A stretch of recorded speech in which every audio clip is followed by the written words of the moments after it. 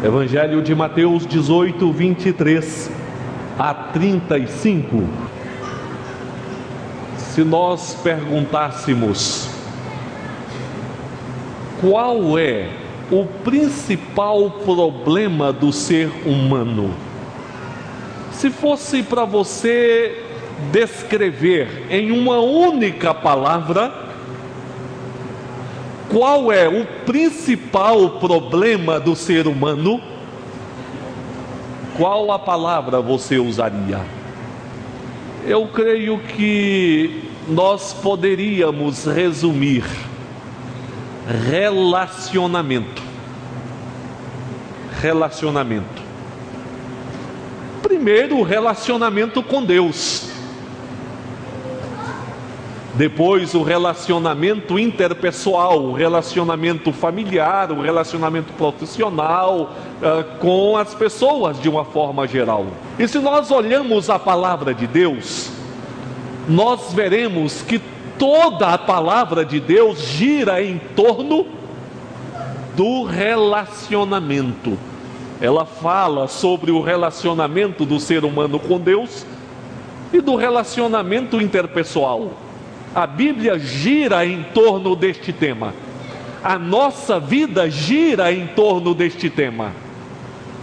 Às vezes falta relacionamento e as pessoas se sentem vazias, sozinhas. Às vezes se vive relacionamentos conturbados, relacionamentos aflitivos. Meus amados, o Senhor, conhecendo perfeitamente esta grande lacuna que nós carregamos, nos traz as respostas na palavra e nos traz as propostas que nós necessitamos na palavra. Esta parábola que nós lemos, conhecida como a parábola do servo incompassivo, nos mostra e nos revela muito da natureza humana e das dificuldades nos relacionamentos. O pano de fundo desta parábola, especialmente o contexto anterior a esta parábola, nos apresenta a maneira como Deus trata o culpado, a maneira como Deus nos trata. Isso na parábola que nós encontramos aí no verso 10, a parábola da ovelha perdida. Deus trata o culpado caminhando até ele, estendendo a sua mão de socorro, abrindo os seus braços acolhedores, curando as feridas e trazendo para junto das demais ovelhas aquela ovelha perdida e distanciada. Após falar sobre a ovelha perdida, Jesus falou a respeito do nosso trato à pessoa que peca contra nós. Como devemos tratá-la? O Senhor Jesus diz: vai ter com ele. Aí poderíamos dizer: mas Senhor, o ofendido sou eu, ele é o ofensor. Mas Jesus diz: vai ter com ele. Se ele não te ouvir, leve 2 pessoas. Se não ouvir mesmo assim, leve à igreja.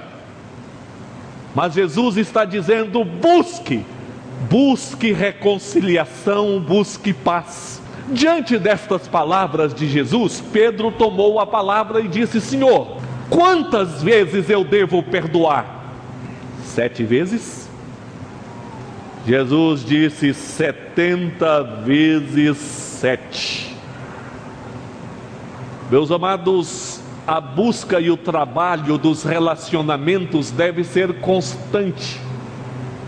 A disposição a perdoar precisa ser permanente, mesmo porque em dificuldades de relacionamento nunca existe uma pessoa 100% certa e a outra 100% errada. Sabiam disso? Aos nossos olhos humanos pode parecer, este está 100% certo, aquele 100% errado. Mas aos olhos de Deus, que vê muito além das palavras, muito além dos atos, aos olhos de Deus que vê o coração,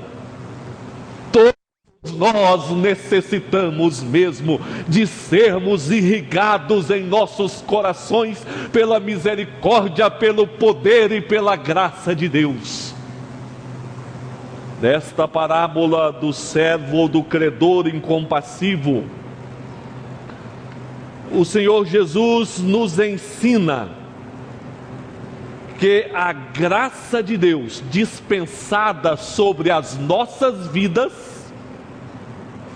a graça de Deus dispensada sobre as nossas vidas é o fator que vai determinar os nossos relacionamentos. Se nós vivemos a abundância da graça de Deus, os nossos relacionamentos serão trabalhados e fortalecidos. Porém, se a graça de Deus for minguada na nossa vida, os relacionamentos sofrerão as consequências. Portanto, consideremos nesta noite, meus queridos, a graça divina é fator de bons relacionamentos. Primeiramente, porque a graça restaura a nossa comunhão com Deus. É a graça que restaura a nossa comunhão com Deus.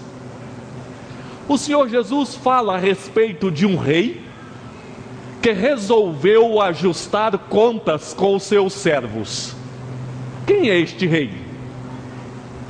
O rei na parábola é Deus.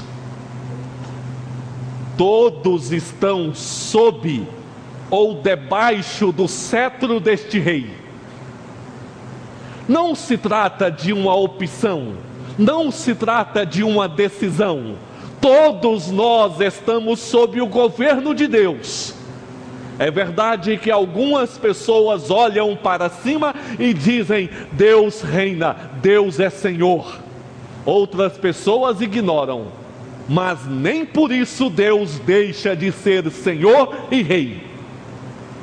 E nos afirma o Senhor Jesus nesta parábola que o rei mandou buscar os seus servos para ajustar as contas. Significa que nós não estamos soltos nesta vida para agirmos como nós bem entendemos. Nós não estamos sem freio nesta vida. Nós não vivemos irresponsavelmente nesta vida, porque nós respondemos diante daquele que é rei e que nos chama para prestar contas. E nos mostra o Senhor Jesus que se apresentou um servo que devia 10.000 talentos. Preste atenção, o que significa uma dívida de 10.000 talentos? Um talento correspondia a 6.000 denários. Ele devia 10.000 talentos. Um talento correspondia a 6.000 denários. Um denário correspondia a um dia de um trabalhador braçal. Logo, um talento correspondia a cerca de 6.000 dias de trabalho. Mas ele não devia apenas um talento. Ele devia 10.000 talentos. Tudo isso o Senhor Jesus coloca para que eu e você, para que nós possamos refletir no fato de que nós somos devedores diante de Deus. Nós somos pecadores diante do Senhor. Nós carecemos de misericórdia. Aquele servo não possuía nenhuma condição de quitar esta dívida, não tinha como pagar esta dívida. O Senhor diz, ele precisa então perder seus filhos, sua esposa, tudo o que tem, porque ele deve. Meus amados, Deus é amor, bondade, mas Ele é justo. Entretanto, aquele rei se compadeceu e perdoou aquele servo, perdoou esta dívida. Isto revela a beleza e a grandeza da graça e do amor de Deus, que perdoa os nossos pecados, embora sejam tão enormes diante do Senhor. É bom nós lembrarmos em que se baseia o perdão de Deus. Deus não simplesmente diz, eu vou esquecer dos seus pecados, esquece disso. Não. Deus ofereceu o seu Filho Jesus para pagar esta dívida que o servo não poderia pagar. E Jesus pagou esta dívida com lágrimas, com dor, com suor, com sangue, com vida, com o túmulo, com a ressurreição. Jesus pagou centavo a centavo. Pagou por você, pagou por mim, pagou por nós. Nos revela esta parábola que aquele servo se colocou humildemente diante do seu Senhor e suplicou misericórdia. Meus queridos, Deus perdoa em Jesus, mas as condições que o Senhor estabelece é que haja arrependimento e fé. O perdão envolve duas áreas fundamentais. Primeiramente, o perdão nos livra das consequências da nossa dívida. Aquele servo não foi punido pela sua dívida porque foi perdoado. Mas além disso, o perdão restaura um relacionamento de comunhão. Aquele servo não precisaria, a partir daquele momento, de andar se escondendo do rei. Ele poderia desfrutar comunhão com o rei. Nós nos reunimos em culto porque cremos no perdão do Senhor. Como vão os seus relacionamentos?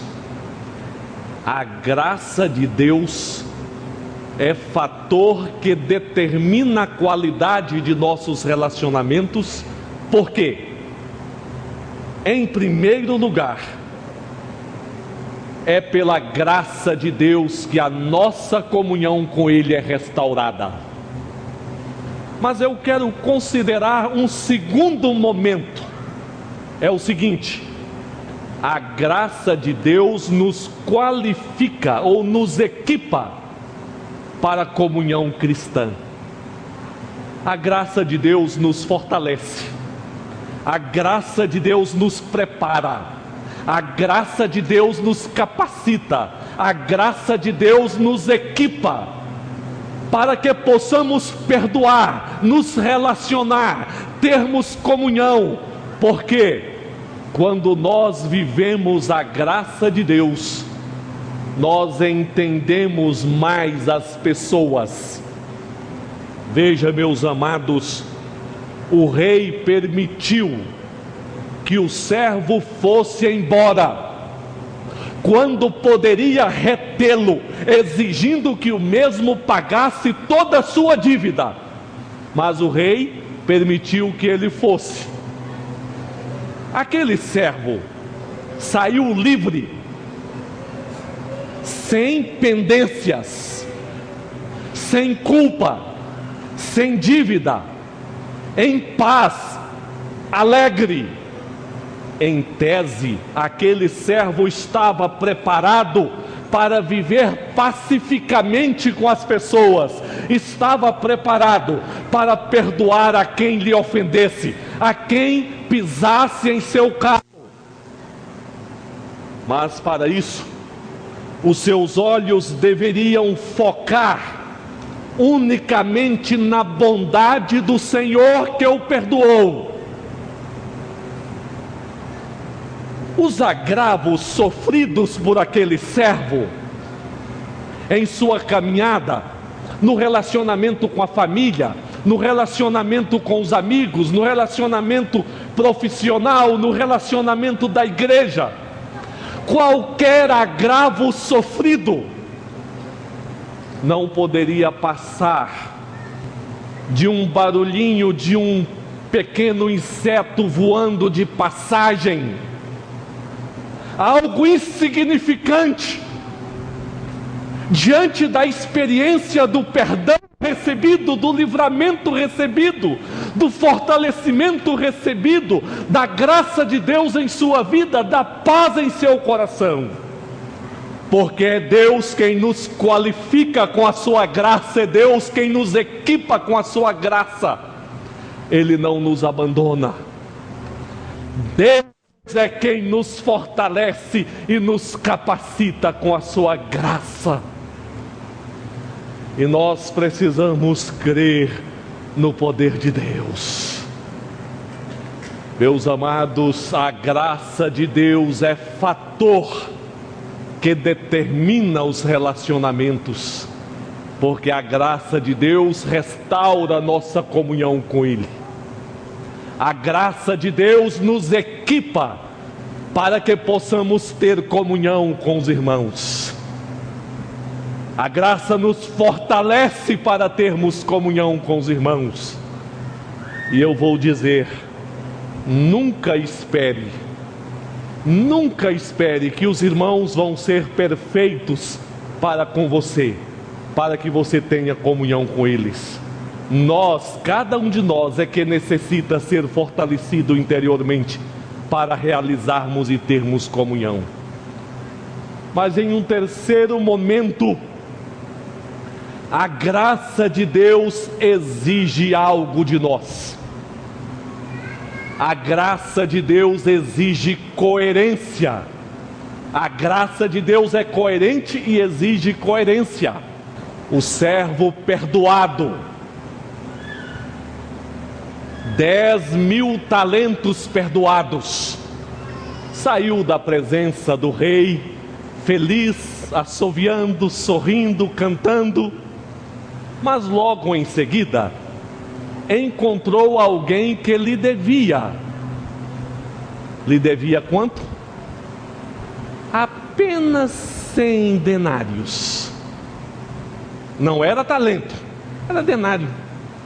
Uma mixaria perto da sua dívida monstruosa que foi perdoada.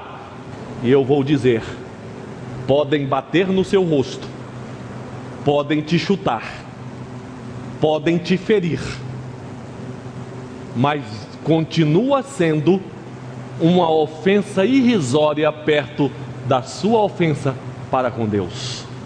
Aquele servo agarrou o seu conservo, o sufocou e o jogou na prisão e diz: você não sairá daí enquanto não me pagar o último centavo. Houve coerência? Não houve coerência. Qual seria a atitude correta?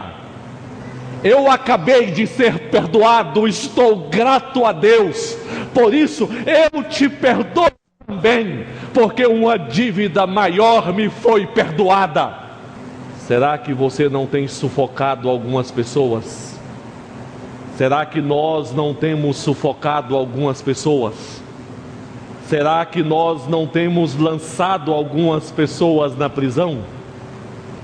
Foi na cruz onde um dia eu vi Jesus, meu pecado castigado. Foi ali pela fé que meus olhos abri e eu agora me alegro em sua luz. Nós cantamos este belo hino, dizendo que foi na cruz, que um dia nós vimos o castigo do nosso pecado sobre Jesus. Mas precisamos cuidar para que não mudemos a letra destino. Em vez de cantarmos o meu pecado castigado em Jesus, dizer o pecado do fulano castigado nas costas dele. Eu me alegro no seu infortúnio. Meus amados, a incoerência daquele servo foi percebida. Vendo seus companheiros o que se havia passado, entristeceram-se muito e foram relatar ao seu senhor tudo o que acontecera.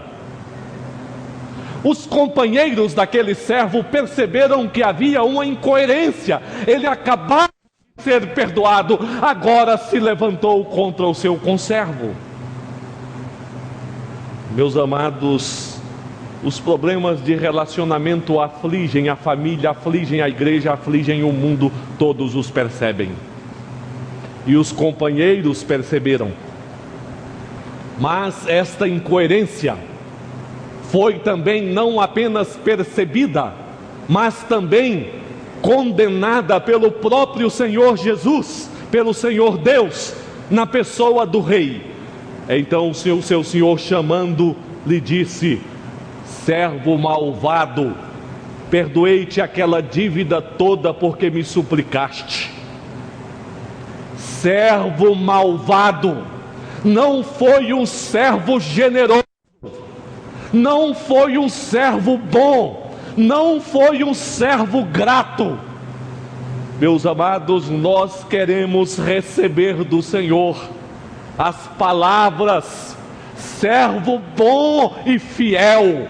Não queremos receber as palavras servo malvado. Eu te perdoei na cruz, agora você resiste e endurece o seu coração. Esta incoerência nos torna indignos do perdão divino. Não devias tu igualmente compadecer-te do teu conservo, como também eu me compadeci de ti? Indignando-se o seu senhor, o entregou aos verdugos até que lhe pagasse toda a dívida. O rei disse: não, esta incoerência lhe torna indigno de ser perdoado, o seu lugar é na prisão. Meus amados, a graça de Deus exige coerência da nossa parte. E a coerência da nossa parte é reconhecer que a nossa monstruosa dívida foi encravada por Jesus na cruz. Meus amados, a natureza nossa, a natureza humana diz: não perdoe. A natureza humana quer massagear o próprio ego. Mas nós precisamos olhar para a graça de Deus. A graça divina é fator de bons relacionamentos, porque a graça restaura nossa comunhão com Deus. A graça nos equipa para bons relacionamentos, e a graça exige coerência. Augusto Cury disse: os inimigos que nós não perdoamos dormirão em nossa cama e perturbarão o nosso sono. Mas eu quero avaliar essa frase. Os inimigos que nós não perdoamos dormirão em nossa cama e perdoarão o nosso sono. Certamente é fato. A pessoa que não perdoa fica aflita, o coração não desfrutará paz, sofrerá, mas nós devemos perdoar, não em função desta razão. Nós devemos perdoar, não pensando primariamente no nosso bem-estar. Estão vendo a diferença? O perdão deve ser ou deve acontecer em função da graça de Deus. A graça de Deus é fator de bons relacionamentos, porque a graça restaura a nossa comunhão com o Senhor. A graça nos fortalece e equipa para bons relacionamentos. A graça exige coerência. Por isso eu digo, com a graça de Deus, trabalharei a minha vida. Mesmo que seja necessário lutar arduamente em oração, em quebrantamento diante de Deus, mas as mudanças precisam brotar a partir do meu coração. E o Senhor Jesus conclui esta palavra no verso 35, dizendo: assim também meu Pai Celeste vos fará, se do íntimo não perdoardes cada um a seu irmão. Do íntimo. Do íntimo. Que Deus nos dê graça. Trabalhe a nossa vida. Ilumine o nosso caminho. Quebrante o que for necessário ser quebrantado em nossos corações. Senhor, fortaleça minha alma, fortaleça minha vida. Eu quero ser coerente com a graça do Senhor. Ouçamos o coral Vida e Louvor. Sim.